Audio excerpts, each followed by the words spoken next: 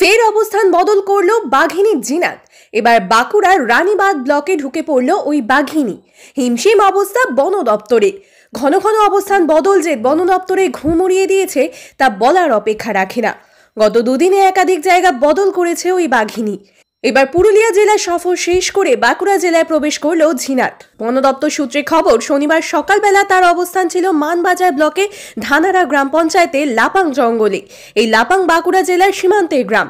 শনিবার সকাল 9টা নাগাদ রানীবাঁধ থানার গোপালপুর জঙ্গলে ঢুকে পড়ে। এই মুহূর্তে বাঘিনীর অবস্থান বাঁকুড়ার গোপালপুর গ্রামে। বাঘিনীকে ধরতে হিমশিম খাচ্ছে বন দপ্তর। বাঘে আনতে পারছেন না কোনো মতেই। কবে ধরা পড়বে বাঘিনী, প্রশ্ন লাখ টাকা।